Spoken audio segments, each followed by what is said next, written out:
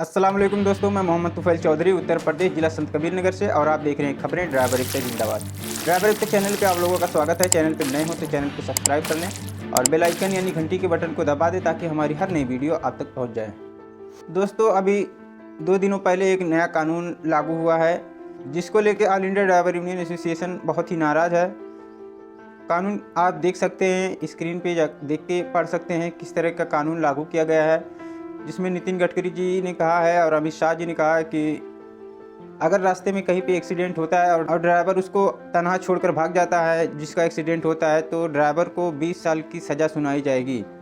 क्योंकि किसी का भी एक्सीडेंट हो तो उसको रास्ते में छोड़ा नहीं जाता, बल्कि उसको उठाकर अस्पताल वगैरह पहुंचाया जाता है, उसकी हेल्प की जाती है, उसकी मदद की जाए, ना कि एक्सीडेंट करके उसको भागा जाए। इस बात को लेकर all India driver union association बहुत ही नाराज़ है, बहुत ही गमगीन है और उसने all India driver union association की तरफ से 29 मांगें रखी गई थी जो राज्य सरकार और राष्ट्र सरकार तक पहुँचाई गई थी।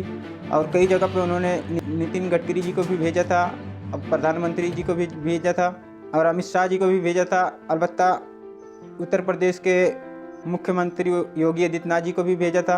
इस तरह से हरियाणा, एमपी, राजस्थान, ऐसे कई राज्यों में ऑल इंडिया ड्राइवर यूनियन ने अपना पर्चा दाखिल किया था और कहा था कि हम 29 मांगें ड्राइवरों के हित में चाहते हैं, जिसमें से एक मांग ये भी थी कि all India driver union association की तरफ से कि अगर रास्ते में ड्राइवर को मारा जाता है, चाहे आम पब्लिक मारती है या सरकारी नौकरी वाला मारता है, अगर सरकारी नौकरी वाला मारता है तो उसकी नौकरी छीन ली जाए, और अगर आम जनता मारती है तो कम से कम 20 लाख का जुर्माना और 2-4 साल 5 साल की सज़ा भी दी जाए। इससे ड्राइवर को मारने से लोग गुरेज करेंगे और मारेंगे नहीं।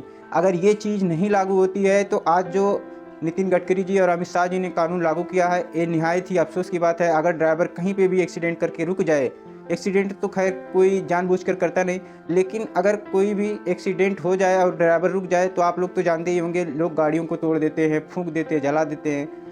लेकिन अगर कोई ड्राइवर रुकता है तो उसको वहाँ पे जान से भी मार देंगे लोग। अगर जान से नहीं मारेंगे तो उसको किसी मशरफ का नहीं छोड़ेंगे, मतलब बेकार कर देंगे मार के। अगर ड्राइवर रुकता है तो इसका भी अपना कानून बनना चाहिए। और सबसे ज़्यादा ज़रूरी इस बात का all India driver union association के जो ग्रुप्स हैं, ड्राइवरों ने बहुत ही चिंतित बातें की हैं, बहुत किस्म की बातें की हैं, जिनमें से एक बात ये भी है कि ये जिम्मेदारी पुलिस वालों की होनी चाहिए कि सीसीटीवी कैमरे लगें और उनकी निगाहें हों हर जगह पे।